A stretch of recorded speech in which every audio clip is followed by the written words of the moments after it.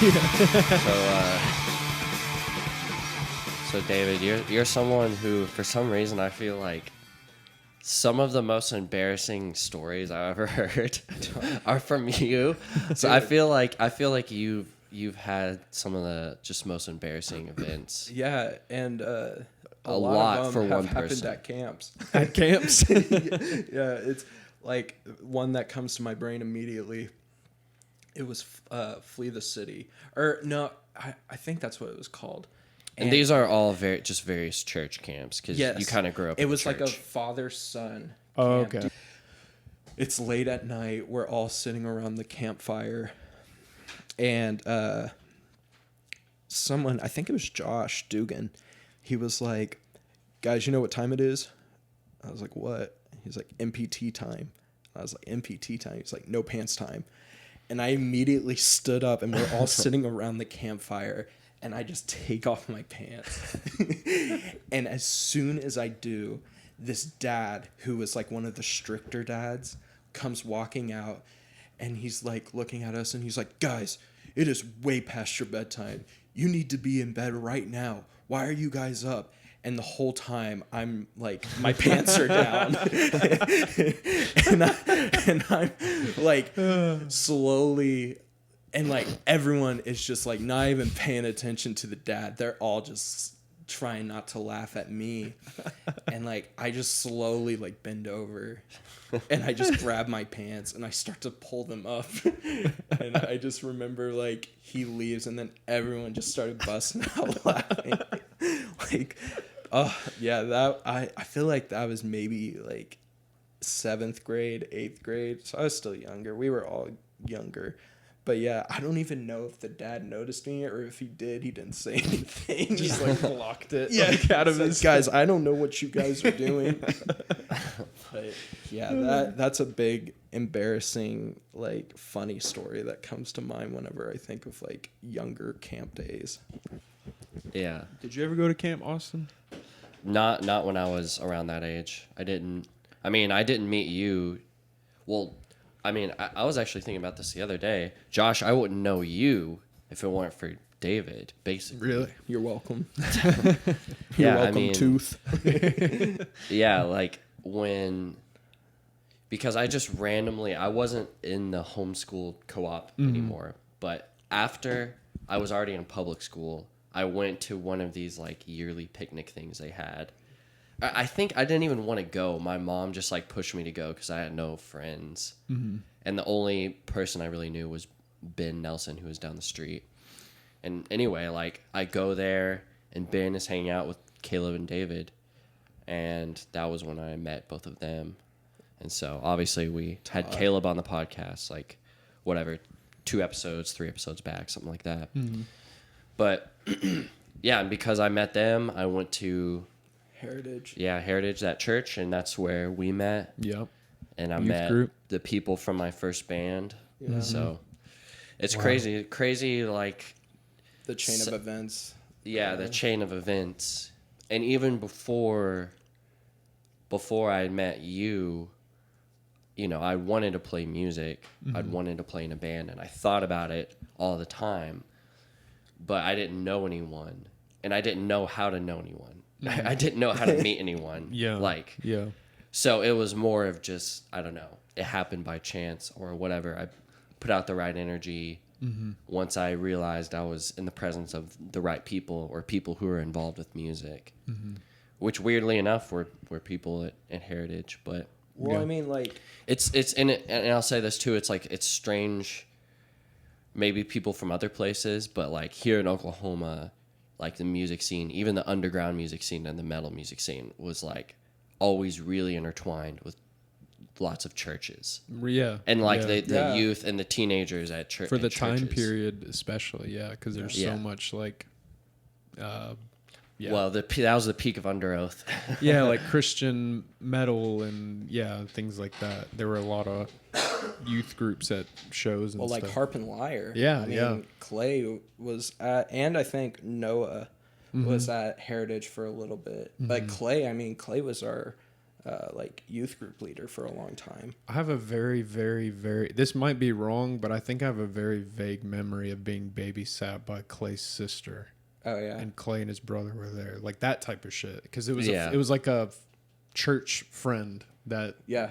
my parents needed to babysit me and my sister or something like that. Yeah, crazy how all these chains of events happen, Yeah. and especially when you're younger, like it seems like most of the interactions that people have when they're younger are kind of just by chance because you don't really know. I mean, like it's you were all saying, your parents. Yeah, Pretty much taking you to the Yeah. places. you don't really, like you're saying, like most kids don't even know how to like introduce themselves, or if they do, it's by chance. Like, I don't know. Yeah.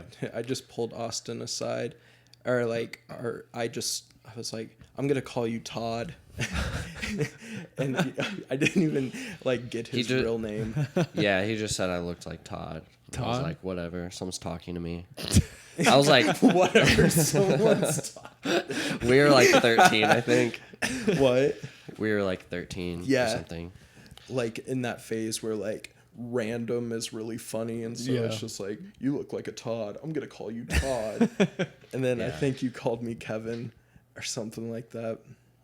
Yeah, I was probably trying to insult you. But either Yeah, way. from The Office. You're a man with many names. Gus, Todd, Yeah. Others. others. Others that we won't Asshole. name. Secret online names. Darknet Oh, yeah. identities. Fat ass. Server domain name addresses. But yeah. I forgot what I was going to say. Man. That's okay. Dude, Josh, I don't even, like, I'm trying to think of, like, how you and I became, like, friends or, like, acquaintances besides, like, I feel like it just had to do a lot with the bands. Yeah. Like, because, like, Or maybe like the Dugans or something. yeah. Probably the Dugans. I mean, you guys played football together and Yeah. all that stuff. Yeah, And yeah, Landon yeah. and Grant, all of you guys. It would have just had to have been like Wednesday night church. Yeah. And yeah, I guess shows here and there. Yeah. Yeah. Yeah. You ever get to do a Facing Giants reunion show with David's Mighty Men? I think we did one. A couple years ago. Someone had passed away in like the scene, and someone put together like some kind of show for them or something. I think that was Tim. Yeah. Yeah. That was Tim's like going away show. Yeah. Basically. So I think we technically already did our reunion Sick. show. Missed it. But- Yeah. No one needs reunion shows. Old things, you know. All things Better have to come make and new gone. things. Exactly. That's okay. Yeah. Man, I'm sad. I'm gonna be leaving Oklahoma soon. I'm gonna be you and many others, not too many, but a few others here I've known for a really long time and have been connected with and have helped me grow and kind of get to where I am. I feel a little credit for where I am. I feel like I've kind of just bounced off of a lot of positive people I've run into and people who've had a positive influence on me when, you know, other people in my life, like my brothers, for example, kind of just ran into negative people. And it's not necessarily their fault. Just like I don't necessarily feel credit for. Anyway, that's a whole rabbit hole. But Yeah.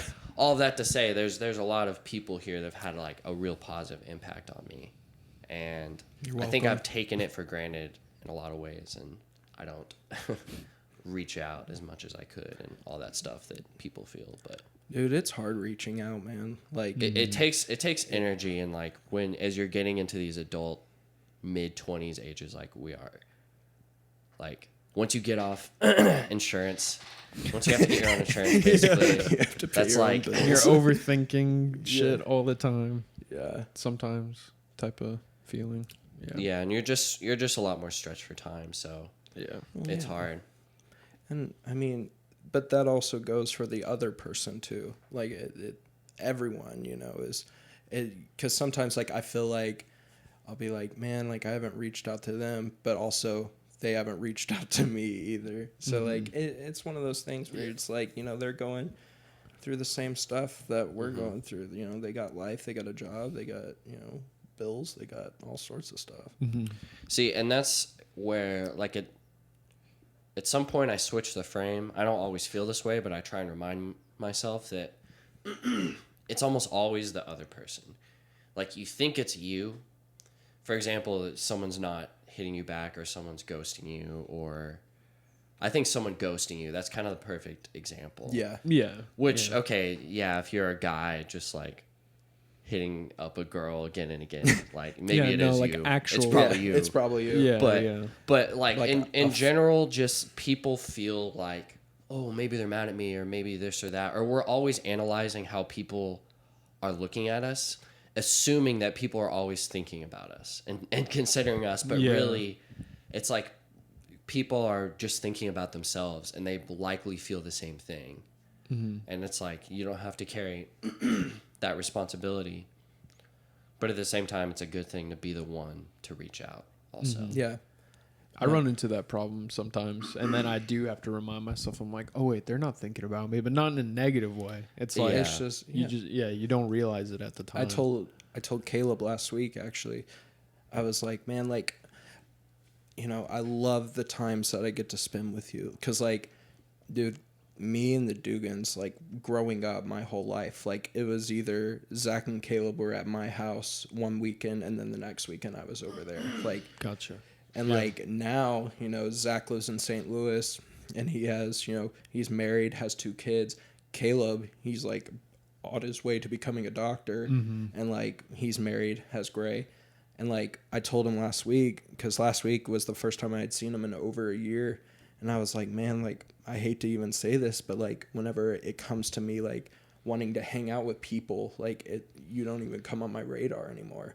And I was like, I hate saying that, but it's true, because like I just know you are so busy all the time, and I respect that, and I want you to do your thing. And like he understood, and he was like, yeah, man, he's like, it does suck, because he's like, it's just a part of growing up. It sucks. But yeah, it is the I way think it's it a is. part that a lot of people, or at least I didn't hear a lot of that growing up, where people would be like, should hang out with the people that you really want to hang out with, because one day you're not going to be able to at all.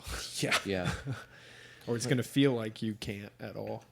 Or something. And I really I've been thinking about a lot of ideas around this lately, and I want to fight against that and push against it, and kind of just, I don't know, take it apart as you're about to move. Yeah, as I'm about to move somewhere where I know you know what I should really do right now.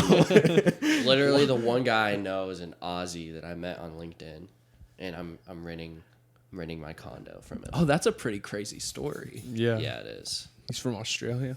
Yeah, mate. he's from Australia. Bobby. Yeah. It is pretty crazy. I'll just go ahead and tell it, because it's a miracle from God. Or whatever.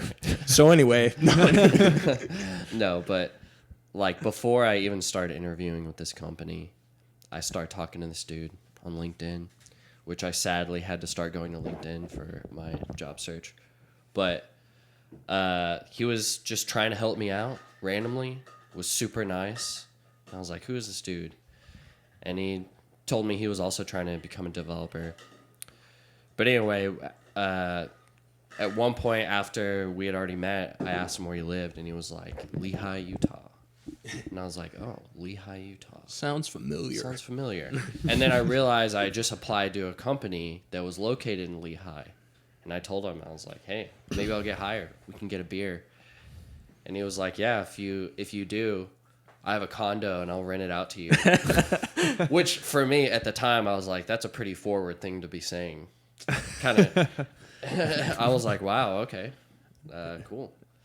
But turns out, Fast forward a few months, looked at a lot of places, talked to a lot of people, and my guy Luke came through.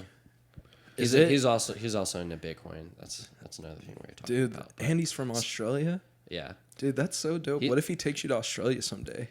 I hope so. That'd be cool. He's an interesting Luke, guy. if you are listening, take Austin.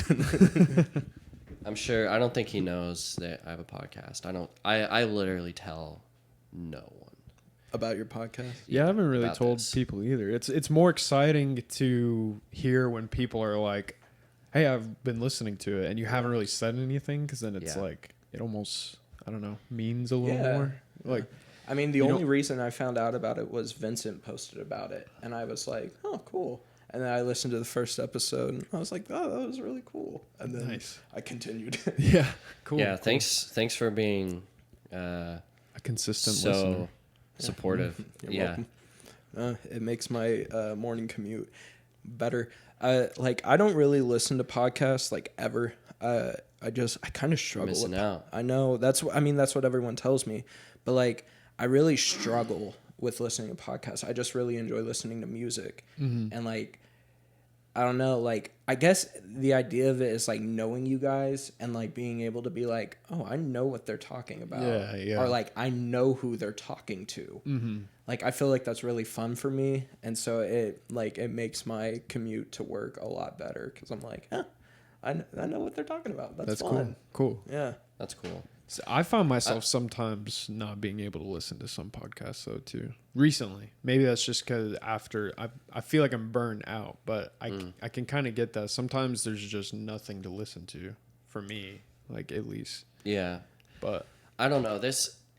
It can go back and forth, but for some stuff with me, I can just sit down and like certain podcast. Like I was listening to a podcast about consciousness the other day, which for many people that can be an extremely boring topic, and I just sat down for 2 hours and was just listening intently to this podcast and thinking about it.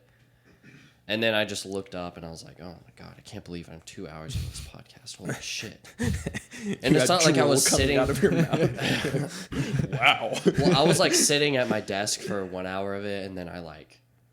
But was, you're like doing moving other around. things, right? Not really. Yeah, for some Kinda reason gotten I back. were literally Just staring sitting. at a wall, just like listening to it. Was that what you were doing? Not quite, but see, I don't do that super often. Usually, I'm doing other stuff, but yeah, sometimes it's cool. Like if you're really curious, some stuff for me, like I listened to this like 9-hour podcast series that was all just about like the history of money. 9 hours. And One and it sitting, was huh? just like it was like intellectual candy to me. I finished it in like 2.5 days. Like I was putting it on like whenever I could. I was just thinking about it, and I don't know, some stuff like, and you never know what that shit is gonna be, and like sometimes you're almost embarrassed for what it is. I've felt that a lot of times in my life, but I feel it's that like, whatever. way. I found a few podcasts that are like entertainment voice actors doing horror stories, and like Whoa. they'll put Foley in it, which is like the music and sounds from like a movie. Yeah. So it's like everything So but it's a little bit creepy. everything but the movie. Everything but the you'll- visuals. Yeah, you'll get the audio, the people talking, and people describe it as a book as well. Are There'll they be creepy? Like yeah. There's some of them that are pretty creepy. You get little tingles down your spine. Yeah, but sometimes I do feel a little self-conscious about it when I'll stop for a sec. I'm like, I'm listening to a horror movie. I don't know. It feels weird. No, It's a very yeah. niche, like there's not that many of them too. So it's just like a very niche side of podcasting that I don't feel like I could relate to someone at a bar. I'm like, yeah, listen to these horror stories on this podcast. And No they're way, like, me yeah. too. yeah. Let's get a beer. right. Well, a lot of people listen to like what is it? It was like the subreddit No sleep. No yeah. Sleep, yeah, and stuff. These like are a that, little but different. They have like They're they're much more in depth, and they produced. run like seasons of a show. There'll be like 6 episodes, and then there's a next season, and like things like that. That reminds me, I've been looking into this weird niche YouTube rabbit hole of, well, you can start with like lo-fi music, and then from there you discover that there's like 100 subgenre categories, and you can go into one of those, and then there's even more of those.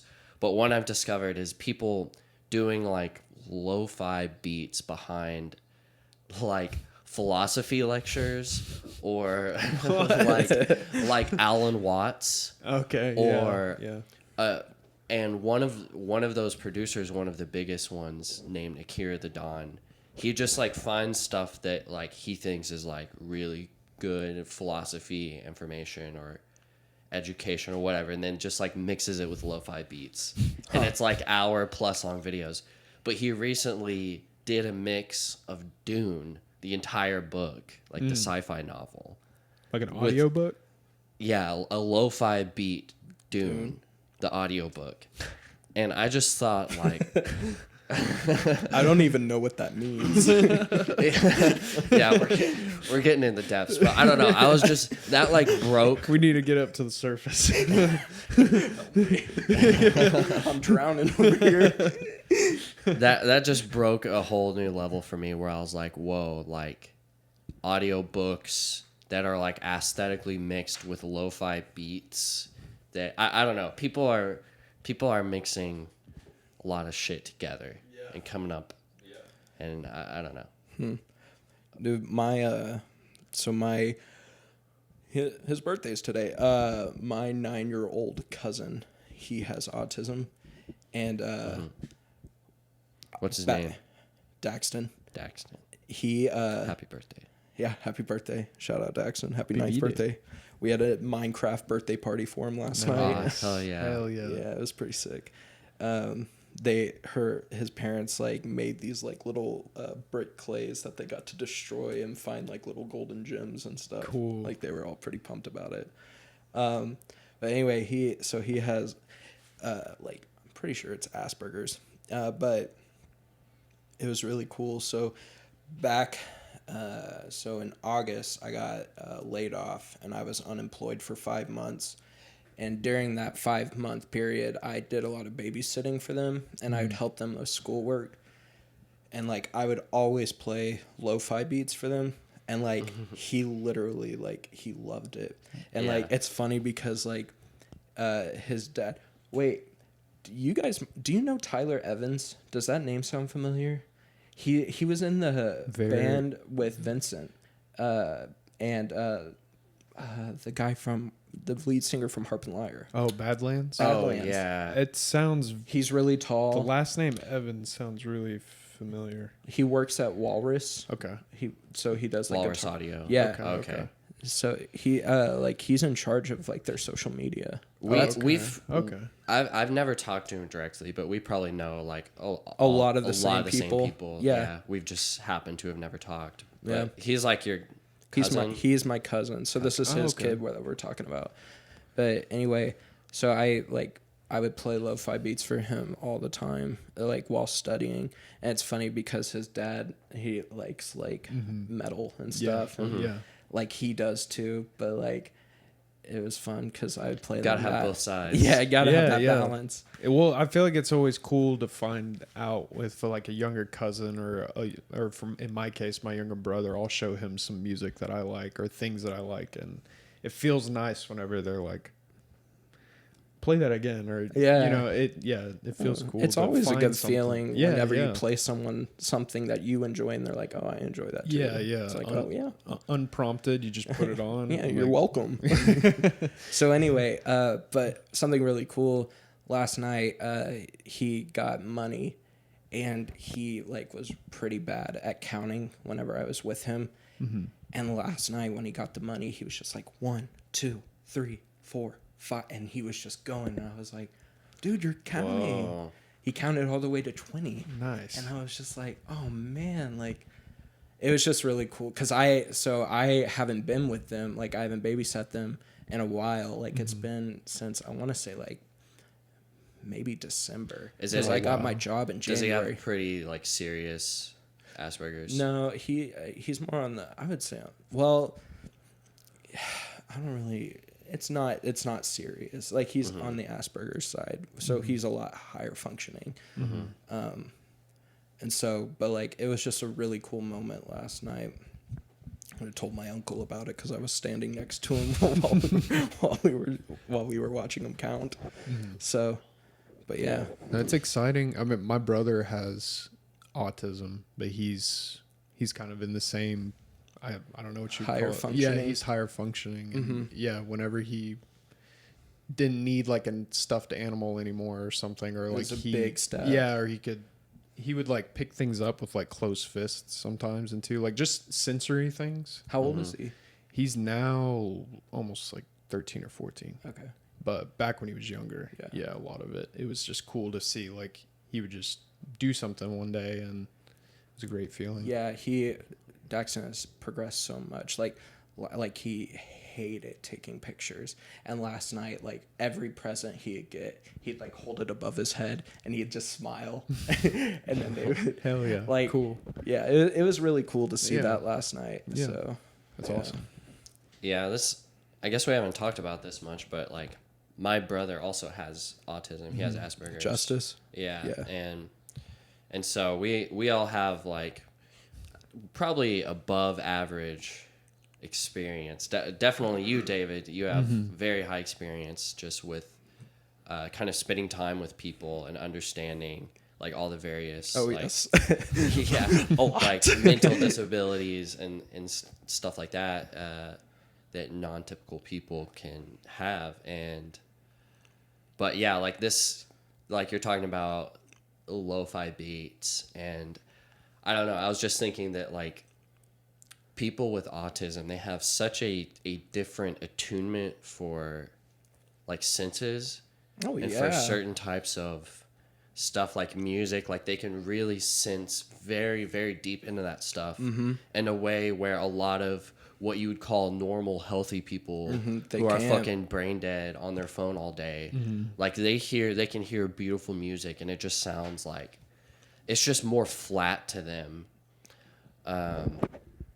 But yeah, and like I really admire that about, you know, people with autism. Dude, autism is seriously, it can be one of the coolest things to like see in a person. Yeah. Like just how, I mean, that is like, so when I first went to Barnabas back in 2009, I had never like worked with people with special needs prior to that. And I went as a barnstormer, and that 1 week literally changed my whole life. Well, up until like 2 years ago, but for the Well, it changed the direction of your life. Oh yeah, I mean, for my teenage years and like early 20s, I mean, I don't know where I would be if I never went to Barnabas. Like for real. Wow. Like it completely changed my life. I mean, that's where I met Jen, and I got married at camp. Like, yeah. But like, anyway, going back, so. What's a barnstormer, by the way? So a barnstormer is they're 13 and 14-year-olds, I think. Oh, okay. And dude, barnstormers, like a lot of people give them crap, but they are hard workers. They're 13, I think 13 and 14. Just for context, this is a camp for special needs kids, but they take a lot of volunteers. Yeah, so like youth group. Okay, so you started doing this in 2009. They're not campers. So they come in and they pretty much like clean all the bathrooms. They clean all the cabins. They pretty much do like a lot of the like grunt work. Yes, the grunt work. Nobody wants to do this work, but like it's also so much fun because like you're coming in with like your youth group or whoever you're coming in with, and then like everyone else who is doing it too is like all there for the same reasons, and they make it a lot of fun. But like at the end of the day, like when you like step back and be like, wow, I just scrubbed like 17 toilets in a row, that sucked. Yeah. A lot of them were full of schneid. So so it's like, wow. But like, you know, like it's really cool, you know, that 13 and 14-year-olds give up a week of their summer to go do that. Yeah. And so anyway, each barnstormer, they get assigned to a cabin for their week. And like, that's their cabin that they like prepare meals for, serve them, clean their cabin. They'll like go on like their activity with them. So like if they go to fishing, they'll go with them or whatever. So anyway, my first time I went as a barnstormer, and like I said, I had never really experienced or worked with people with special needs. And there was a camper who was in my cabin. His name was Berkeley. And dude, he was obsessed with Disney. And like, I mean, the kids, like you could he knew like every Disney song, every character. He brought 2 suitcases. One was like for the week, like for his clothes, and the other one was just full of like dolls and books and Disney stuff. Wow. And like, I mean, they were like the big suitcases. Yeah. And like Travel size. Yeah, and like as a 13-year-old, like seeing that for the first time, like I was just like, what is this? Like this is wild, I'd never. Yeah. And so, I mean, I like seeing people with special needs at school and stuff, but like working with them one-on-one for an entire week, like it's completely different. And so, I mean, so it is a Christian-based camp. And so like everything you do, you pray or what. And so, I mean, yeah. But when I went home that week, I told my mom, I was like, I know what I want to do with my life. I want to become a special needs teacher, which I didn't, and that's okay. I turned like, yeah. Well, but you did fully go down that path. I did. You fully go committed down to that path, for and you a came long out time. to the other side and realized it wasn't for you. Yes. Totally. Yeah. Totally fair. I mean, that's when I went to college. That's what I was going to college for. Okay. And so, like going into high school, like I got really involved with the special needs program at my high school. And my senior year, I was like in charge of what we were the Patriots, PC West, shout out. We were the Patriots, and I was in charge of what we called Patriot Pals, which is where like once a month we would have like the special needs program come down, and we would like spend the day with them, like doing just like fun stuff, like playing in the gym, like stuff like that. And Wait, PC West, did you know Vincent? yeah. Oh, okay. Vincent and I knew each other, but we didn't know each other. That's wild. Yeah, crap. Isn't that wild? yeah. I know. So it's a small That world just we live dawned in. on me. You said PC West. I was like, Yeah. oh, wow. I know you've had 2 Patriots on your podcast. Go West. But anyway, yeah, I actually started the first ever special needs prom at West, and as far as I know, to this day, it still goes on. Wow. That's awesome. Damn, I didn't know that. That's cool. Yeah. Like I was. That sounds fun. I hated prom. Yeah. I would have much rather gone to special needs prom. It was. Yeah, we had a lot of fun. I've always appreciated that about you. You've always had, a big heart, especially towards specifically special needs kids, which is cool. But I mean, towards everyone, like you're nice and you're friendly, and it's just like through and through a part of your personality, which is great. People like that are a gift to the world. If everyone is like me, like An asshole. Yeah, exactly. If everyone You're was not an an asshole, like You're not. God, we would just destroy the planet. But yeah, so I appreciate that about you, David. But I don't like being mean. Like It's a shitty feeling. Yeah, it's pretty funny sometimes. I don't know. I mean, yeah, in the sure. moment, it can be many things. Being mean in the moment can be so many different things, but afterwards, it always has the same feeling. Yeah. I feel like. You don't sleep as peacefully at night unless you're just a real ass. Then you're like, yeah, I really screwed that guy over. Good night. I've done some of the meanest things I've ever done. I think have been to you, around you, Damn, David. Yeah, dude, that's pretty okay. bad. You'll give an example. I'm trying to think of something right now. Well, I can think of something mean you did to me when you punched me in the face.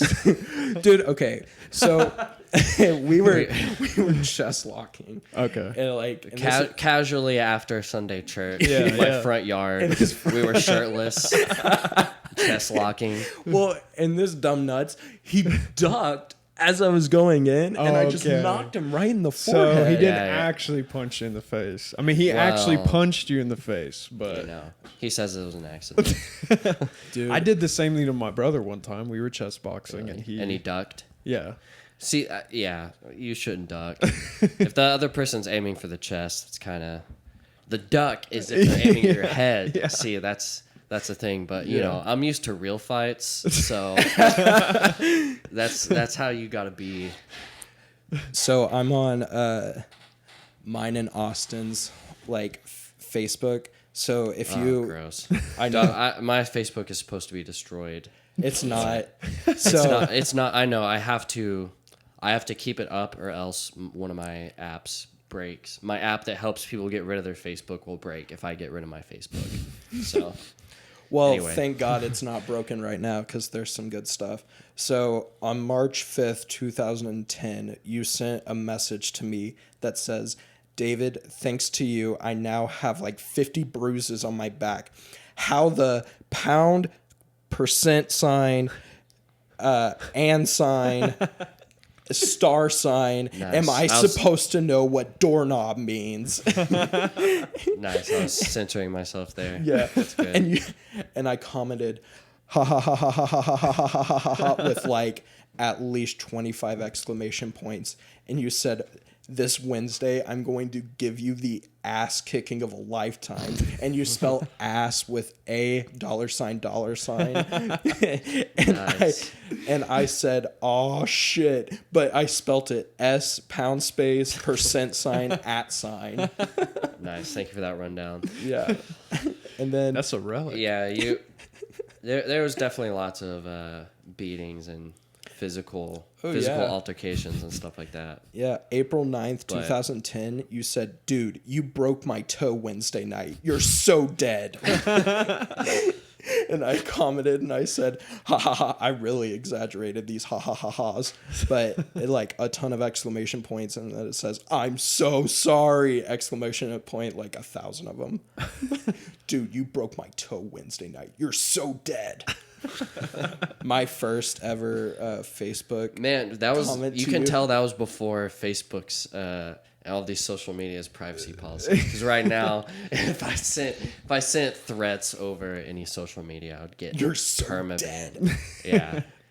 You're so dead Wednesday night. I'm gonna tweet At this specific location. At Heritage Baptist Church. you did this to Council me, and this memorial. person. You're dead. Dude, my first ever thing to you was Todd, and then you put Kevin. That was the first ever Facebook thing. That God, was May 7th, 2009. as much as I despise Facebook and Zuck, You're thankful for times like that. you know, I leveraged it for certain things.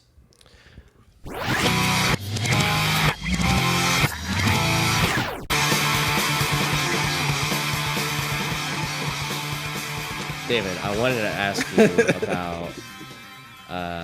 Obviously, you worked at Barnabas for many years, like what, 3 years in a row or 4 years in a row? I was a barnstormer for 2 years.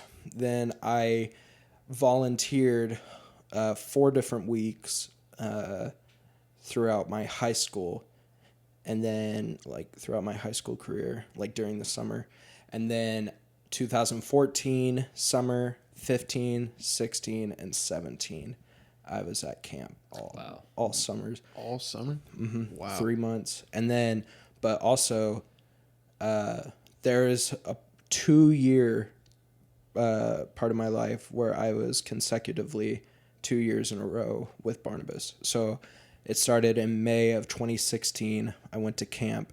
And then after camp, I went to prep, Barnabas prep, and then camp, and then prep again. Wow. And then I couldn't do another summer. Yeah. I imagine. So prep, do you know what Barnabas prep is?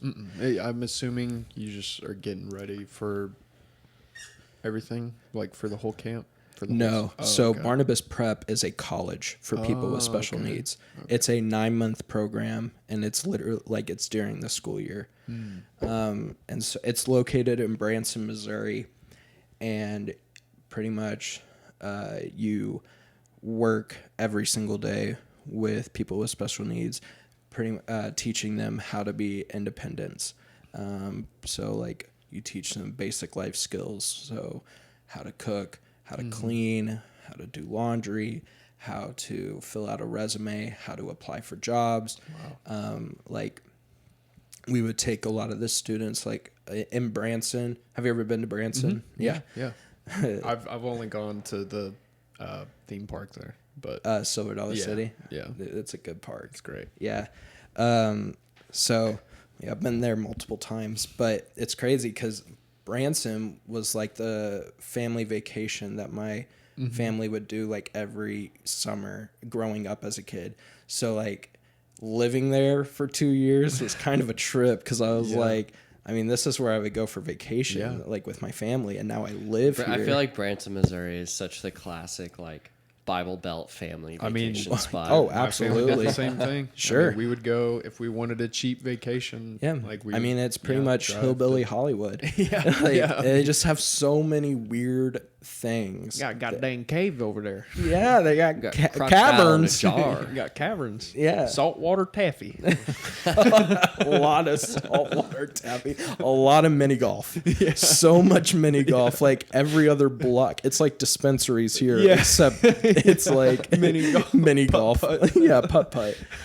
Which honestly made for a fun time because it was only like it'd be like $10 to play, and like It's not bad. yeah, it's not bad. Bro, mini golf is trash. I hate mini golf. Dude, I've Boy. been thinking about going and play mini golf, and I'm 27. Hey, you know, that's fine. Dave, let's go play mini golf. Dude, I'm so down. When I do things, I do them big. You like to go Have with you the ever played pros? golf? I don't know. I do it even bigger than golf. Oh. Fuck golf. Okay. I'm playing the big leagues of. What, Rocket League? Okay, Yeah, Rocket okay, League. Tiger Woods. Jeez. Super Mario Golf? Is that what you play? Nah, man, I'm playing the grind, bro. The real grind, real life. You wouldn't know about it. I don't know about it. But anyway, yeah, going back to prep. Yeah, so prep, I mean, prep was such a great time of my life. Like that's when Jen and I, like towards the end of prep, we started, because I've known Jen since camp of 2015. Okay. And we were just friends for a really long time. And actually during prep, she had a boyfriend for like the first like 7 or 8 months of prep. And he was actually a really good friend of mine, and his name was David. Whoa, did you Yeah. kick his ass? No, I love David. He's such a good guy. And Mr. Studio Girl. No, not really. That sounds so no, that sounds so bad. Like, no, he was a really cool guy, and like he would stay in our room whenever he would come and visit. He lived in Alabama. But during that time, like I never pursued Jen, like ever. And then when they broke up, like a month or so later, we realized that we liked each other a lot more than just friends. And then, yeah, we started dating shortly after. Yeah, Cool. Hell yeah. It was a good time. But yeah, camp. Well, I have a lot of like interesting. Do you guys have any questions? Well, no, that's what I was gonna say. I want to ask a few specific questions. Yeah. And they're all leaving me, but basically, Goodbye. I like for me, it's all super vague. It's hard to put it into words because I went to Barnabas a few summers, I think 3 or 4, and I was in the role where I had a camper that like I was, shoulder to shoulder with the whole time, sleeping next to not like in bunk beds. Like, Yeah. I'm on top bunk. So are you assigned campers? So the way Well, if you're old, Sorry, if you're I didn't old wanna enough, divert basically, from a question you had. yeah. Like if you're younger, then they just would say that's too much responsibility. Once Yeah. you're like 16 or 17, something like that, then you can have a camper assigned to you. But even then, there's other people that are kind of above you that are Yeah. keeping watch. You can go to them if you need advanced help with anything. Yeah, and you always Yeah. have a third person if you're doing anything that's could be sensitive, like anything in the bathroom or washing them or anything like that. You always have a third person. yeah, it's so, called the rule of 3. Okay. Yeah, so they're super careful about it. There's never anything like sketchy about the setup, but nonetheless, like it's a lot of responsibility. It's a lot of responsibility. Like you meet these kids or parents a lot of times, wow. and they're just like, Yes. telling you all of these different things Yeah. about them, and you're just like, shit, they're entrusting them to me, and you're just like, You've never met him before. Wow. yeah. And And so I'll- it's a lot of wild. responsibility. It's a good. There's a reason churches kind of connect with Barnabas and want to send their youth there, because it's just like a good opportunity to really It matures step you. in this. Yeah, I'm Like- sure that's character building. And, Oh, I mean, yeah. it shows you how to, care for someone, Yeah. honestly. And it's humbling. It's very Yeah. humbling. Oh my for gosh, anyone. yeah. Yeah, and there will be some parents that'll literally just say, "Have fun, bye, Jimmy. I'll see you Yeah, those are Saturday." the ones that are experienced. Like they, Yeah, know, they've they're like, been "Whatever, there." We don't care if it's and the person who's never been to camp before, and that's their camper, they're like, hi, Jimmy." And they start going off the wall, and you're like, It's wild sometimes. Damn. yeah. But it really gave me a whole new appreciation and almost magical just feeling that is associated with a lot of these special need folks who are on various parts of the spectrum and have various aspects of their capabilities are limited, and in other capacities sometimes they're extended or absolutely. overly sensitive. So it's just like different aspects of the human experience are being accentuated or dampened down in unique ways Well, it's just that you don't see anywhere else. it's a spectrum thing, right? I mean, like, in a way. So, well, each week is specifically for a type of disability. Okay. So, like, week 1, I don't know how much it's changed. I haven't been there since 2017. But like when I was there, like week 1 was like for adults with autism, Down syndrome. So like anyone 18 and older who had autism and Down syndrome, that was for them. That was their week. And like the second week was like kids in wheelchairs, or like cerebral palsy or stuff like that. So like anyone 17 and under could come that had that certain. And like there's kids with autism, Down syndrome, adults with who are in wheelchairs. It's like called ABCD week. It's like Asperger's, blind. I can't remember what the C is, but deaf or diabetes. And like that's for that week is kind of like for a little bit more higher functioning. But like, I mean, they hit on everything, and like it's such a beautiful place because literally everything there they can do. Wow. Everything there is like made It's accessible. it's accessible. Yeah. And that's, camp is such a yes camp, where the whole story behind camp is the founders of the place. They worked at Kanakuk for a long time, and the woman, her name Paul and Cindy Tees.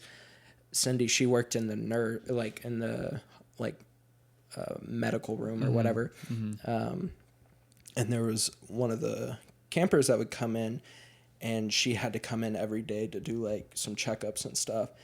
And she asked her, she was like, if you could have one wish, what would it be? And she said, I would want to go to a camp where I felt like I wasn't the only person that had to come to the doctor every single day. Like, I want to go to a camp where, I feel like everyone else. And, that sparked the idea, and that's where Camp Barnabas kind of, it's sprung from. And so, they have, really good medical teams that come in every week, like different volunteers. Like a lot of students come in and get like hours there and stuff like that for like their career for college or whatever. Like they have like doctors there, and like it's very professionally ran, but it's a summer camp, so like it's a lot of fun. Like you do a lot of fun stuff there. And they just totally normalize an environment of atypical needs and behaviors and all sorts of things. Like, in the mess hall at normal camp, there would be certain things that would not be allowed, but like at Barnabas, like stuff just like shit would just happen. Like food would get thrown and spilled everywhere, and there's just like disasters happening everywhere, but people aren't concerned about it. Yeah. And then there's it's needs that are being met designed. everywhere, but no one's concerned about it. So it's just like everything is so like smooth and normalized for the campers, and there's It's controlled chaos, a lot of it. yeah, and Gotcha. there's no other place on earth really where they will ever go that's like a fully a complete environment that's fully designed like for them. Yeah. And so it's one reason why it's so special to them. Oh, I And why mean, it's grown so much. literally, there's campers that like have countdowns from the moment they leave Oh, till wow. the moment 'Cause they they're come just back. so stoked to go back. Like Yeah. it's literally the best week of their life. Mm. And like that's their goal. Like that's our goal as camp counselors and staff, is to make that the best week of their Mm. life. And I mean, it is hard. It's draining. It's like, and I don't mean this in any negative way at all, but it's gross a lot of the times. Like I've been in a lot of gross. I mean, I've been kicked, I've been punched, I've been slapped, I've been spat on, I've had bodily functions on me. I mean, there's one camper. Oh gosh, this is one of the grossest stories, and I don't mean this like in a way of like Demeaning. Right, or yeah, anything. yeah. It literally, this is just the story, but a camper ate a bar of soap, Oh no. and in the middle of the night while we were all sleeping, and we woke up the next day and like there was just vomit everywhere. Oh no. Like all over him, all over his bed, all over his Yeah. clothes, all over his like in his toilet, like everywhere. Mm-hmm. And my co that week, he wasn't that good. A piece of work. Yes, pretty much. And actually that morning I had to go do like a certain thing we do in the morning called IP, which is like a way to like get the campers excited about the day. Like we kind of like gotta talk about what we do throughout the day, and we sing songs, and like Get we 'em do like a amped little up. Bible study and stuff Yeah. like that for the campers. And I was like, hey man, like I gotta go do this. Can you take care of this? He's like, yeah, man, I got it. And I come, like, it's like we do that. We go to IP. I'm leading it that day. And then the people that do IP, they have to go to breakfast and like lead breakfast pretty much and like pray for it. So I was there, and then I come back to the cabin later, and like he did not touch it. I was like, no. So it just got all like dry. yeah, And and nasty. so I ended up having to clean it up, and it was, yeah. dude, Yeah. like I picked up his toothbrush, and it was just like no. dripping. I was like, oh my god. It kind of reminds me, my sister went to something called Camp Cavett for kids with cancer. Oh yeah. And there would be a lot of things like that too. Because Yeah. a lot of kids would be on like prednisone or like drugs that would make them nauseous. Yeah. And she has a lot of throw up stories too. So that just, you flooded my mind now with like Yeah. stories she told me too. I can only imagine like what It's, I mean, Would that it's a be lot, like? but also, in the moment, you're like, this is awful. Like, this sucks. And then, but like, looking back on it now, like, I feel like it's prepared me for different, just different things in my life that, like one day if Jennifer and I have kids, like, I mean, I don't know if it'll be that extreme, but like, Right, I feel like when you go through situations like that, it really matures you. it's another as- tool in the Yeah. tool belt sort Yeah, of. Like exactly. You're ready for... Yeah, and it introduces you to like both something that's hard and painful and dark, but also like very beautiful. Yeah. And that's the fact that like these parents, which you don't know if you have kids, you don't know, you really don't know how they're gonna come out. Basically, you Yeah, don't exactly. Know, you It's a don't have gamble. control. Yeah, and for some of these parents, like the amount of work Oh my that it takes and goodness. effort and money that it takes to take care of Bills and the needs, it can be overwhelming, and you as a young person kind of just like facing that for a week and considering that and thinking about that, it's just like, I don't know, it's heavy, and it just makes you realize that you don't know you don't know where you're going to get. You don't know what you're going to need to take responsibility for. Yeah, absolutely. And for a lot of the parents, like this 1 week of camp is literally the 1 week in their whole year that they get to themselves. Yeah. And those are the parents that are like, bye, Jimmy. Whoop. Right. Yeah.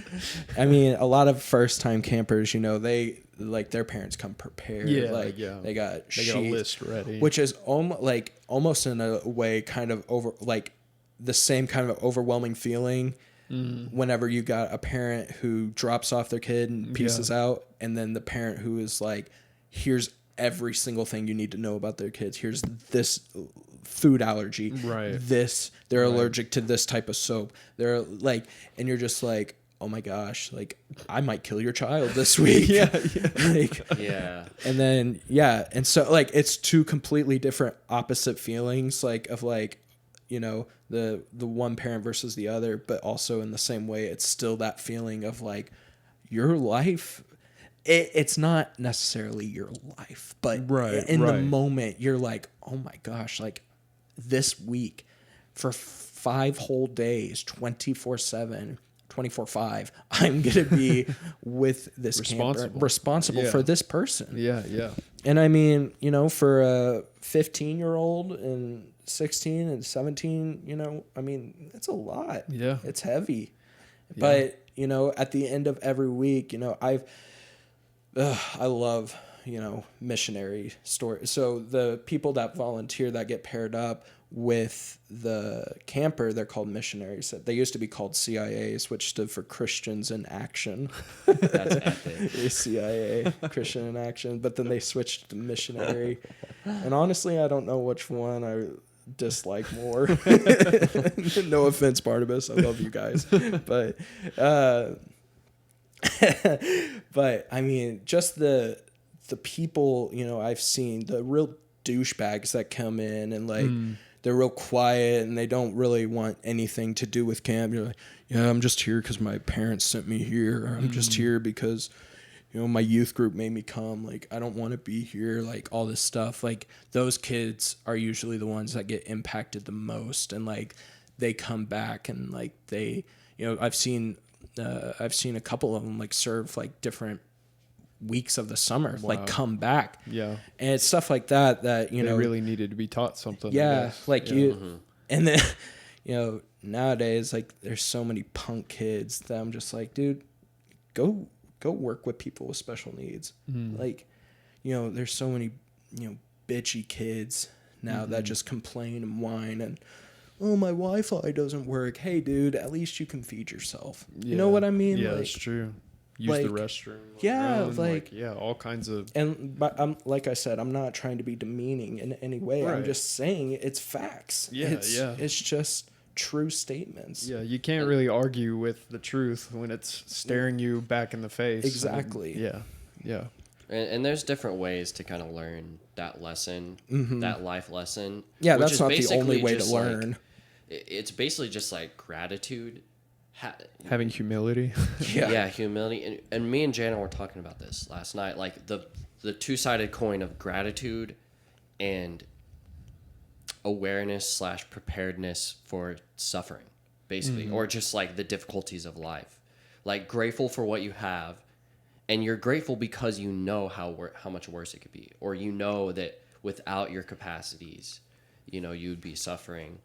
And yeah, just like those and taking care of kids with special needs will check that box. There's plenty of other things that will do it. Oh, sure. Thousands Absolutely. of other things, but it's a really good way, though. Yeah, no, it's a really good way. It's a very humbling way. And either way, I think it's for me, as someone who's been extremely immature in a lot of ways. I've had like spikes of great immaturity, and then in other ways I've been somewhat responsible. I feel like I've been rescued from being a super immature person, basically. And part of that I feel credit to Barnabas. You know, huge credit to that because it just makes you mature so much. But, you know, also like I've had friends with special needs and like siblings of friends and my brother and stuff like that. So the tie goes a little bit deeper, but you know, just as a young person, like young people, like we don't have any trials of adulthood or whatever, like becoming your kids. Yeah, like there's nothing hard that we intentionally put our kids through. Except for school, which school is a different. That's just like draining, like soul sucking. That's not like. And nowadays, a week in dangerous. the wilderness. For real. Yeah. Or pointless. Yeah. Honestly, definitely pointless. Yeah. But that sucks. That's a whole nother topic too. Yeah, like the fact that it does seem pretty pointless nowadays. Dude, I feel so bad for all these little kids, just like same the 8, 9, 10-year-olds in school right now. Even people I've met that are like 4 or 5 years younger than me, I'm like, wow. Oh my gosh, changed like drastic. It's weird. I mean, obviously we're getting older too, so it's like you can see that, and I'm sure generations before us saw the same thing, but it's just weird to start noticing it. Oh man, I mean, I'm 26. I work with this guy who's 20 years old. He graduated 2 years ago. This is like his first big boy job. And like, he is literally just the most laziest person I've ever met in my life. And like, I mean, I work at Tinker, which, I mean, if you're in the working field and you work at Tinker, you've pretty much struck gold. I mean, like, you're a government employee, like, you know, you have wonderful benefits, you have great pay, like a lot of people fight hard for a lot of people have been trying for years to make it out there. They have like holiday benefits too. Yeah, right? like we get every single holiday off. Literally, we get what's called Family Friendly Friday, which is a day to take off to spend time with family. Like we get one of those like every couple of months. That's amazing. And it's like usually right before a holiday, so it makes it an extended. Like we have one coming up this Friday for Memorial Day on Monday. Oh wow! So like like it is just a great place to work, and people want to work there, like especially like if you're just looking for jobs and stuff. So anyway, this kid, he pretty much got, I would say, handed this job because just through different circumstances, a lot of family was involved, and like. It is just awful to see his work ethic. Dude, if you're listening right now, get a grip. Like, I'm not going to tell anyone at work that I'm on this podcast, but like, he just like almost every day, like we'll find him sleeping somewhere. Yeah. And like, it's just like, dude. And so I drive a truck and he doesn't, like, he'll sit passenger a lot of the time. And one day I asked him, I was like, did you drive today? And he was like, no. I was like, why not? He's like, I just don't really want to. I was like, what? And he was like, yeah, I just don't really care to. And I was like, do you know what your job title is? It's literally motor vehicle operator. You're supposed to drive. And I mean, he's only 6 years younger than me. Yeah. Yeah. And like, it's just like, dude, like, kind of get a grip of reality, man. I hate to apply like any labels across generations. Not that that's what you're doing. Or like general. I'm not applying anything. I'm just talking about from own personal experiences of this person I know. I'm not speaking for for everyone. I'm speaking for this one individual. No, totally. That's only 6 years younger than me. And that's what I'm getting at. It, like, going back to what you said, like just being a couple years younger, and like there's a drastic difference. Yeah. Like that's what I'm getting at. Like, it's like, man, like, come on, dude. Yeah. Yeah. I mean, I was definitely pretty damn lazy when I was 20. But it's also like I think there's both sides of it, to where it's that, and it's also things are different now. There are a lot more distractions. It's harder to shape up in such a way to where, you know, the older people you work with would think you have a good work ethic or anything like that. Well, and that's kind of what I was saying too. Like, I'm sure people older than us thought that about us. Totally. Yeah, like, no doubt. And it's true. Like, it really is true. We've gotten softer and softer over time. Oh, sure. It's also just like the jobs are different. The needs are different in our society and economy, all of that. But, you know, there's something about hard work that really just Yeah. there's It speaks for nothing can itself. replace it. I mean- Or just tough work and just going at it and going back at it. Consistency. Mm-hmm.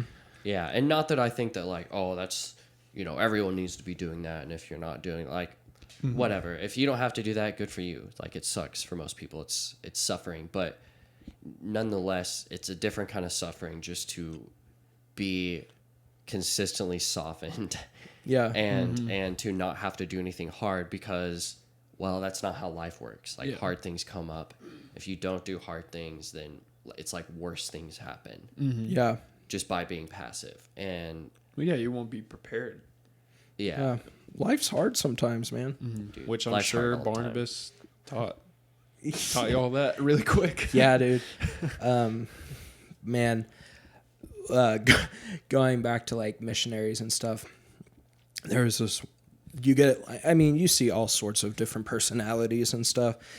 And like, you get the people who have never been there, but they're tryhards. Like, they just really want to be good. Like, but I had this one.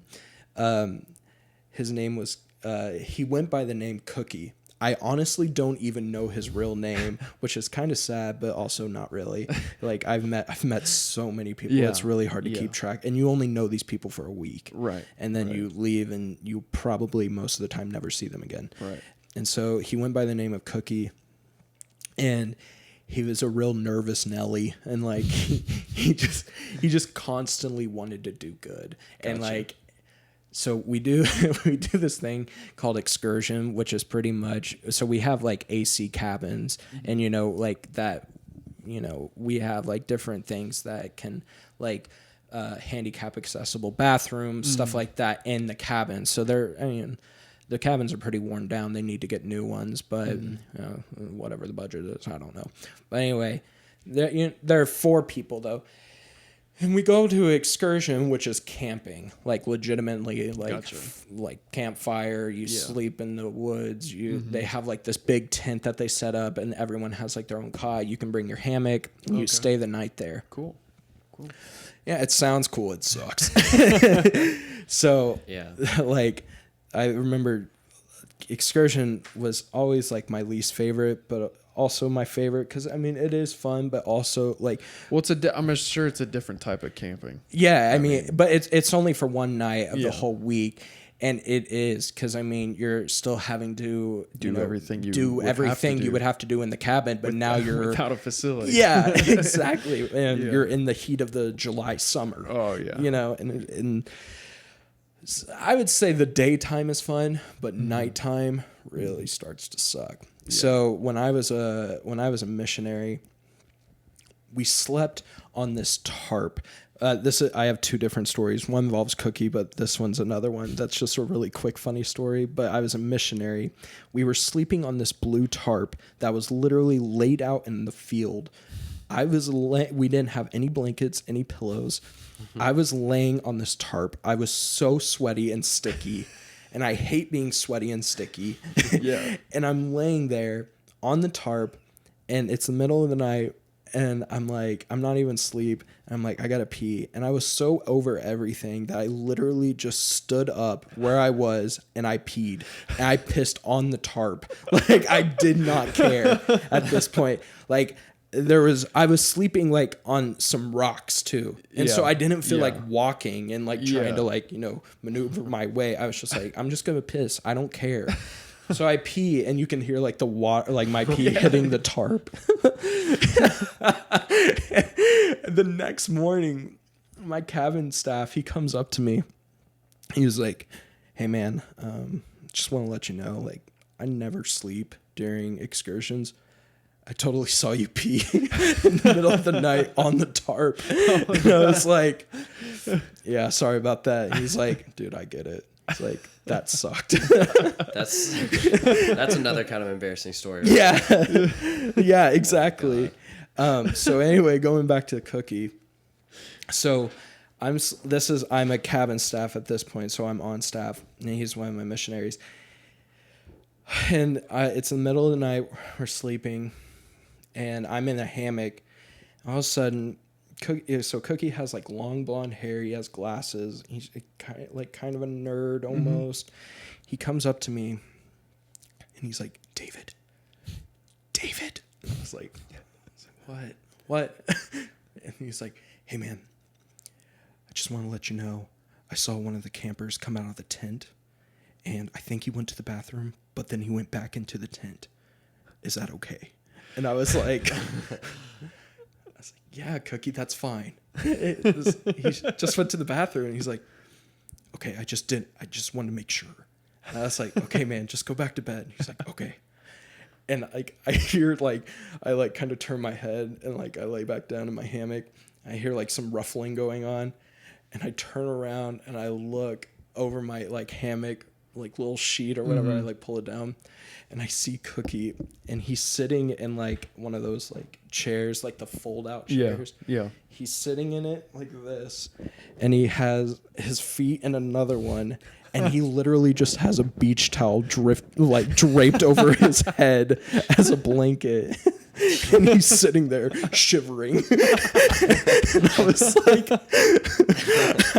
I felt bad for him at that time. But also I thought back to when I peed on the tarp and I was like, we all got to go through it, bud. Yeah. Good night. Got to earn your stripes. Yeah, gotta earn your stripes somehow, Cookie. So Dude, that reminds me of a few tour stories right there. Oh yeah, Just there's been a few. Shivering. Yeah, just horrible. What's like a conditions. terrible night's sleep that you guys have gotten on tour? I'm sure Vinny you could. and I slept on top of the van one tour, but I don't know which part was worse: sleeping in the van.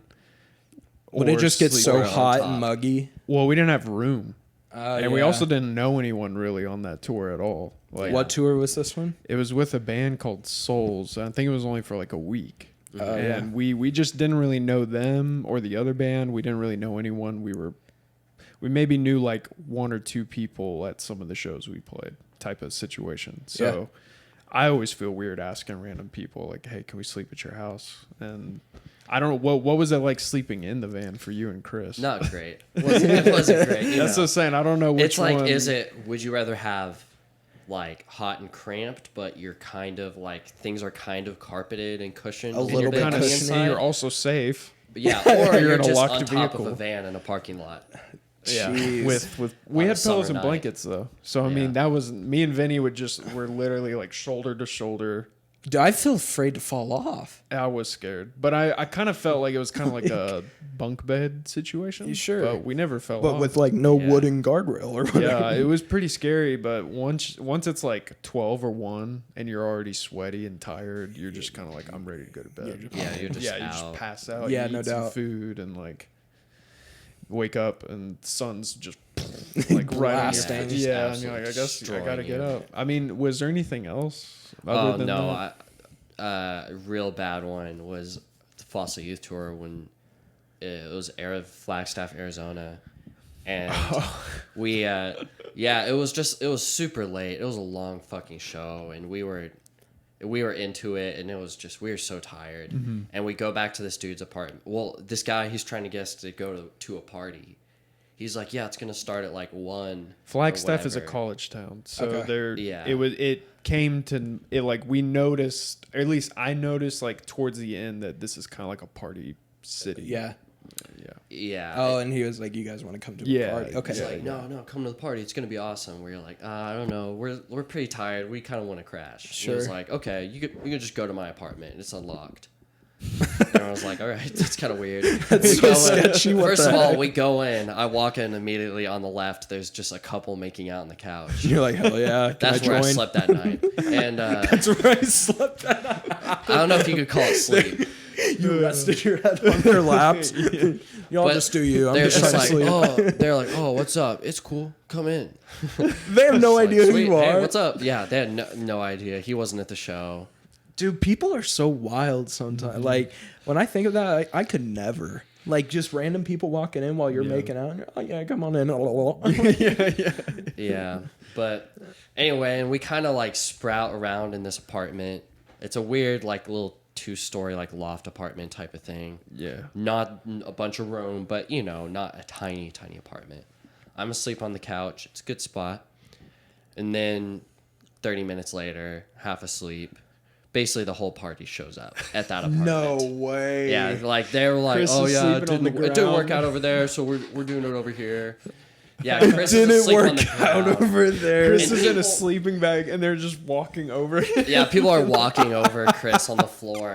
I think someone kicked him on accident. Yeah, someone like stepped on his. See, head but or I'm something. kind of horrible because in that time I was like definitely down to party. So I think I was Yeah, drinking with a lot of the people. Oh, there. yeah. Me and Vinny, I think we're up. Yeah, We Josh were- and Vinny got up, and me, I was just like, nope. We were I'm like, hey, there's a sleeping. party. I'm here on the couch. Might as well party. Might as well. Like, And like I was just you know That's how sick. you know how you can be in a party and it's just so loud, like Oh, people have to start talking louder and Yeah, louder and to it's the point just- to where they're yeah, yelling. it keeps music getting louder. starts playing. Music like, starts yeah. playing, and I'm People just are getting in the drunker, same room Yeah, that or this- higher. Yep. Yeah, and I'm just in the same room that this party's happening, and it's so my eyes are closed, and it's just so loud. It's like I can't imagine that it's possible to fall asleep with this much noise. But if it is possible, I'm gonna fucking find out. I'm gonna lay here and I'm gonna pretend to be asleep. I don't care. Like, And you were on the couch? I was on the couch, just in the same room that this whole party was happening. Taking up in. sitting spot, man. I know, Yeah. dude. And basically, yeah, it worked. I fell asleep eventually. But Dude, it that's was crazy. terrible. See, but if you would have partied, then you got a little alcohol in your system. You could have passed out. No, I think No, I I was, know. Yeah, think that's I was what messed that up was at my that plan. point. I told Vinny, I was like, they're not gonna be quiet. We should just get some drinks in us. If you can't beat them, join them. Yeah, that probably would have been. a I better can't move. I can't remember a lot. I can eventually sleep anywhere. I can't sleep Yeah. sitting up, but like I'm trying to think of really horrible. Most of the time, it's a floor, and that's the worst thing. And if it's a hardwood floor, you're just like, fuck. I well, did sleep yeah. on a kitchen floor on the Omen tour, like right before COVID. Right before kitchen on a floor. kitchen That's floor. that's the worst. Except No for a bathroom blanket. floor. I Kitchen forgot my blanket in the van, and I didn't want to go back down because it was like a weird apartment, and this person didn't have furniture in their house. They had like 4 cats, and one of them had kittens. Yeah, and so I would like be trying to go to sleep, and 2 or 3 of the kittens would have the zoomies, and they would just like run on me. Like they'd be like The zoomies. just using me as like a ramp. Literally, I'd be laying I'm there, fast as and I would feel one just go, and like the other one, they'd tackle each other. Yeah, that was probably the worst. Cat hair everywhere. Smells like cat pee. Dang. Yeah, Cats that's- running on you. Just like That's pretty bad. every time, eyes like open up really quick. Like, oh my gosh, I hate this cat. That's truly a feeling of like being trapped. Yeah. In some of those situations. Like I remember sleeping in the van one time. I was on the floor in between the benches, and there was stuff under the benches, and I was just like in a mummy position because that was the only Jeez. position I could fit in. And there's just like a box immediately here to my left that my nose would touch if I looked to the left. And then there's like a bag to my right. And at one point, I was just like getting so claustrophobic and everyone else was asleep. And it's not even like there's nowhere else to sleep. It's like I can't physically get up. Yeah. If I get up, I'm going to have to push the person who's above me on the bench. Yeah. And I can't get out, or else I have to push 2 other people out. So I'm truly trapped No here way. in this purgatory for the rest of the night. It's purgatory. Yeah. Dude, at least the tooth has been pretty good at organizing our stuff in the back. Omen Yeah. was not, and we made a little cubby for people to sleep in the back of the van. Just like And all there's luggage. there's also gear that's stacked to the ceiling, so we didn't account for if someone made a turn, all the gear would just. Oh. So one time someone was sleeping, and, And it yeah, fell? it happened. Oh shoot. Just you hear them go, oh, and like everything is just bags, like heads, guitar cases, and you're just like under it. And we were too Talk about lazy. purgatory. Yeah, we were too lazy to figure out a different system. So you would just have to be like, Jeez. Just, shove it up, and climb then out of it. Like you just survived go a back to sleep. an earthquake. Yeah, I think I'd prefer camping over all that. We should just camp next time if that ever happens. Dude, yeah, just get some hammocks. That's hard. That's more. It's more gear though. That's the thing. Well, you know, it always depends on your situation. But yeah, I'm a camping boy, so I can always do that. I don't mind camping. I just can't imagine camping and having to be responsible for Oh, a bunch for of other like people. 10 people with special needs. Yeah. Yeah, it's a trip. Yeah. Yeah. It's pretty. Yeah, and the bathroom situation about is bad always pretty Like rough. if they have to use the restroom, you essentially have to use it. Not use it, but you have to get up with them. You have to and, get like, up with them. Yeah. You have to like get out of your hammock. Yeah. 3 a.m. You're like, I hope I don't step on a sticker. Right. Or a rock. Right. No, like one of my campers, the first 2 nights, he just wailed all night. Oof. Just wailed. And I was just like sitting by his side, and he would get a little bit of comfort every little while by like moving from going outside on the porch thing and then like back inside. But it was just like I was just Do sitting you remember up who your cabin just all staff night. was? I don't remember. That was Lance though, if you remember Lance. Wasn't Lance the one that liked the tubes? Yeah. Yeah. He had the tube things that he would play with. Yeah. Do you chew guys on. have any campers that became like friends whenever you would go? Well, I mean, most of my campers were far too like low functioning. Gotcha. A lot of them were non-verbal. Okay. The ones that are coming to my head. Wow. So there's not really much of it Right, unless you right. see them again. There's Yeah. not really much of a chance. Yeah, I mean, I didn't know if it worked like that. If some. yours- I mean, for some people, sure. Like, I've learned my lesson. So my first week ever as a like a cabin staff person, like campers would ask for my phone number and I'd give it to them. And I gotcha. You not trying to be demeaning or anything, Right. but like it becomes overwhelming. Yeah, Like, cause I'm sure. it's just constantly. And like, eventually over time, I just started saying like, I don't give out personal information anymore. Like if you have Facebook, please friend me on Facebook. We yeah. can keep up that way. But I don't like to give out like emails or phone numbers anymore. Yeah. But yeah, that's just a lesson I learned. And like, it's funny just like thinking back on my time at Barnabas, like how much like I changed. Like my first week, I gave like all my missionaries and volunteers my phone number, and they were like, oh yeah, we're going to be in a big group chat and everything. It's going to be awesome. And like the group chat happens, but then like you have to, so like when you do camp, you have to turn in your phone for the week.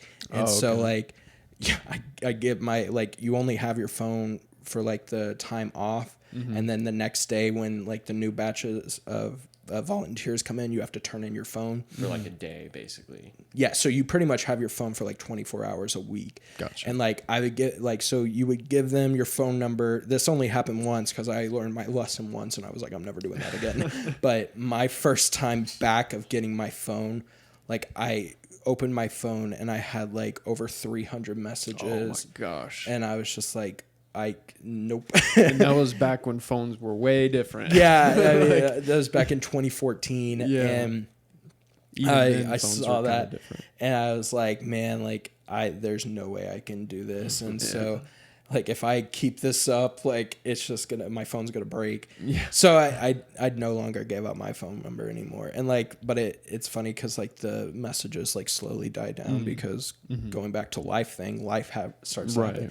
And you only know these people for a week. That's true. But you Yeah. do build such a strong bond because when you're at camp, you go through stuff together with people. Yeah. Like you go through situations where you're like, this is hard. Like, oh, Or my like, holy shit, I can't believe that happened. yeah. I mean, I've had so many of those moments, and like it's a lot. But friends wise, working at prep, so we had 20 students, and like you get really because you're with them 24/7 for 9 months, Right.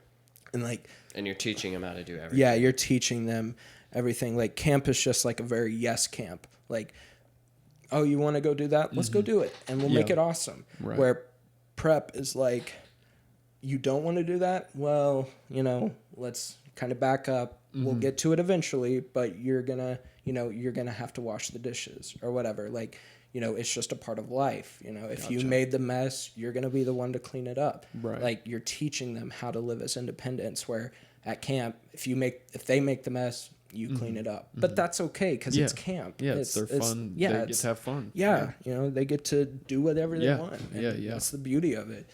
But yeah, prep and camp are two completely different ball games. Like one of our students at prep was actually a bridesmaid in our wedding.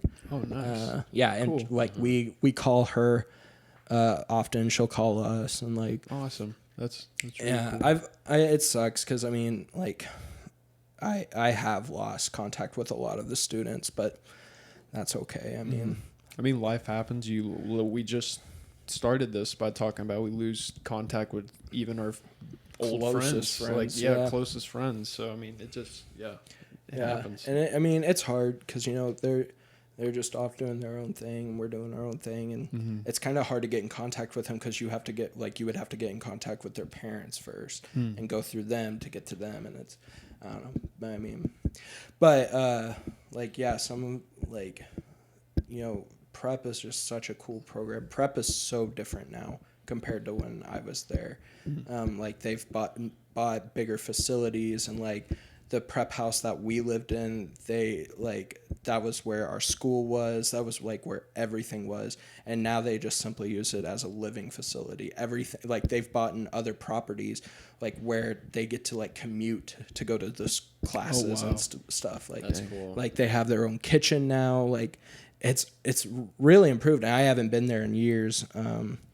But I mean, there's a huge percentage of just the population, you know, maybe 10%, well, no, more than 10% that's on the spectrum.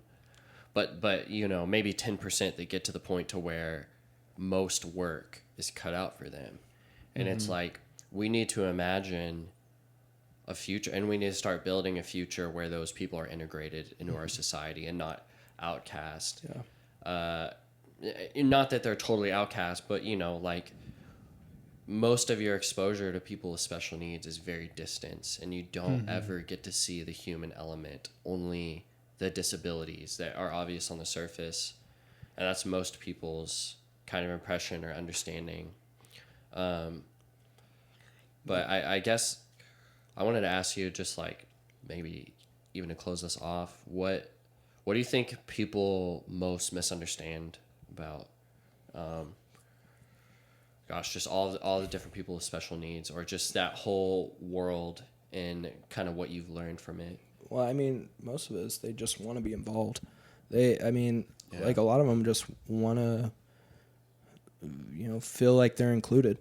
Like, see, and already, not to interrupt you, sorry. No, but you're good. Already, like, an inclination that is natural that people feel is that, like, you almost feel like, oh, I should leave you alone. Like but it's mostly because that feels comfortable, but that feels like the right thing or the respectable thing to do. But it's like, actually, they want to be I want to belong. Yeah. I mean, but also some people don't. But I don't want to be involved in everything too. Like, I mean, like the way I've always seen it is they are just, you know, they're just people who, you know, they just struggle a little bit more with different things.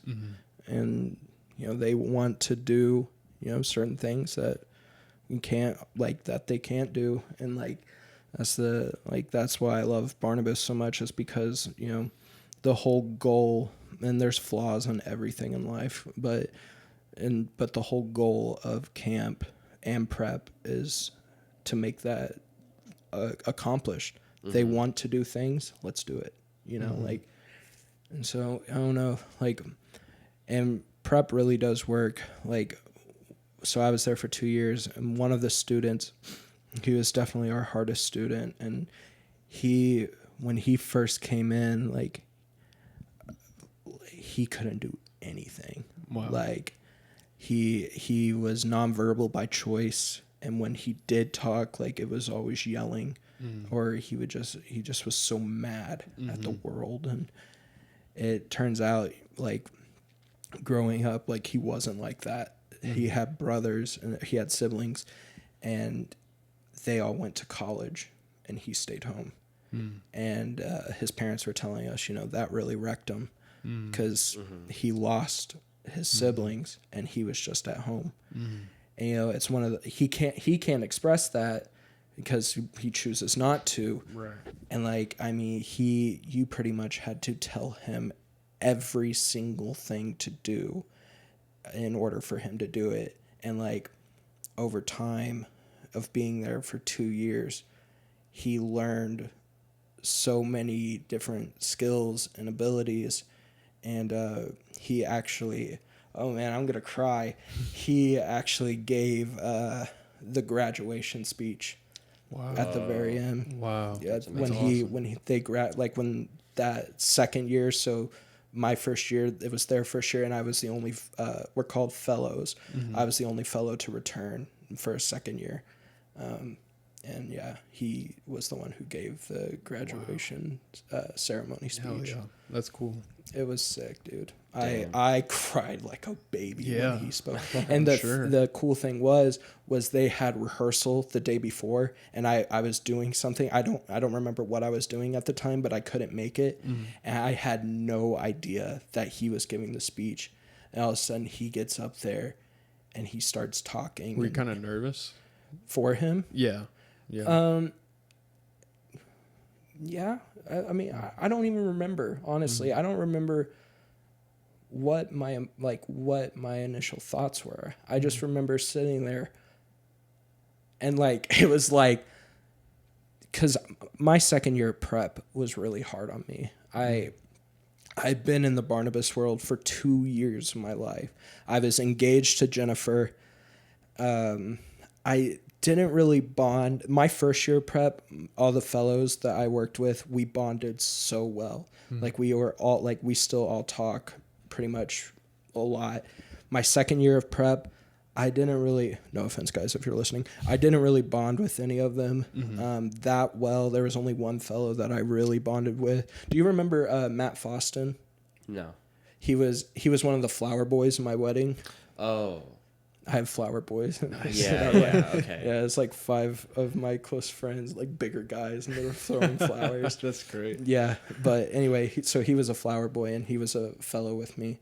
And him and I really clicked well together. But all the other fellows, like, it was just like such a different world compared to what it was the year before, because like all of us meshed together so well, and then the next year it wasn't like that at all. And I really, really struggled with that because I missed that bond and that connection, that element. So going into graduation, knowing, you know, this is going to be like one of my last things I do with Barnabas for a long time. So I was already emotional. Yeah. And then Zach his name is Zach. He got up there and he gave the speech, and he actually like talked about his brothers and his siblings moving to college and how that really affected him. And he was like, it made me really sad. But then like I came to prep, and I made friends. Oh, dude, I'm going to cry. No, that's awesome, though. It's cool that he, like, noticed that and was able to talk about it. Yeah, and it was really sick, dude. Yeah. I really was cool. crying like a baby. Oh, my gosh. I can only I was imagine, not man. ready for it. It wrecked me. And then, Barnabas, I talked to, like, the CEO of Barnabas, and I was like, you know, I've loved Barnabas so much, but it's time for me to take a step back. I'm ready. I know it's my time. Like, I've been doing this for so long. And, you know, he was really respected. Like, he respected it a lot, because he was like, if you know, you know. Right. And like, he was like, you've been doing this since 2009, like, and it's 2018. Like, you're good, man. Yeah. Almost like, 10 years. Damn. Yeah. Yeah. And That's wild. And I was like, but I mean, thank you. So, and then, I was engaged to Jen, and then in October of that year, we got married at camp. Awesome. So, yeah, dude, it's pretty sick Symbolic. stuff. Yeah. And then, I've only, and since that time, man, I really have been out of the world of special needs. And like, I miss it a lot, but like, also it's been really good for me too. It's a lot, and I applaud people in the special needs department. It's a different world. And like it's a hard world, but it's a very rewarding world. And Yeah, you're thinking about other people all the time. Yeah, so I mean, you're constantly caring for other people. Yeah, sometimes other than yourself. I'm sure it'd be hard to focus on things in your life that I can see how that'd be challenging. Yeah, while doing that. Yeah. Oh man, this is a special topic for me in a lot of ways, and it's always great to talk to you. Yeah. So thanks so much for sharing all this. Yeah, thank you for giving us your time. Yeah, man, it's been an honor. Any final shout outs or messages? Shout out to Edmundo. He really wanted me to shout him out. Shout out to Edmundo. Thank you for listening. Thank you. We love you. Bye. All right. Later. See ya.